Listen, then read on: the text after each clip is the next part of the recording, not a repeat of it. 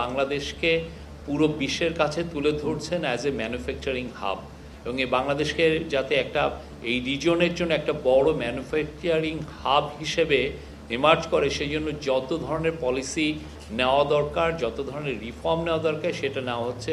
চিটাং পোর্টের বিষয়ে রিফর্ম কিছু নেওয়া হচ্ছে, প্লাস আমাদের এখানে যাতে প্রাইভেট সেক্টরের বিদেশিরা এসে যাতে ইনভেস্টমেন্ট করতে কোনো ধরনের কোনো হ্যাসেল না ফেস করেন, সেই জন্য সবার জন্য একটি ওয়ান স্টপ সার্ভিস দেওয়া যাতে যায় সেই জন্য কাজ করা হচ্ছে।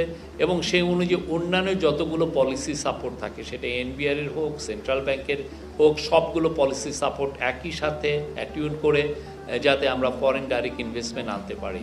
এটার মূল লক্ষ্য হচ্ছে যে বাংলাদেশে প্রচুর জব তৈরি করা এবং বাংলাদেশের ইকোনমিক গ্রোথকে নতুন স্কেলে নিয়ে যাওয়া, নতুন উচ্চতায় নিয়ে যাওয়া।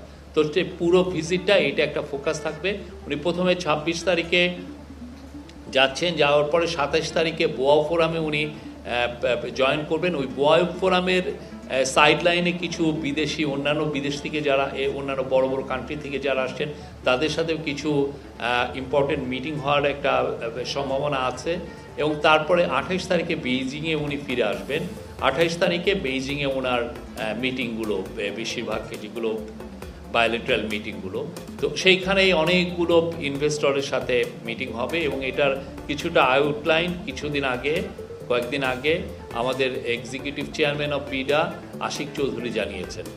তো এই বিষয়ে আমরা ওইখানে যে আর এখানে কিছু কিছু এমওইউ হওয়ার কথা আছে। তো আমরা এই পুরোটা আপনাদেরকে, আমাদের একটা টিম ওইখানে যাচ্ছে, আমরা আপনাদেরকে সবসময় আপডেট করব। যেই ডেভেলপমেন্ট হয় আপনারা জানতে পারবেন।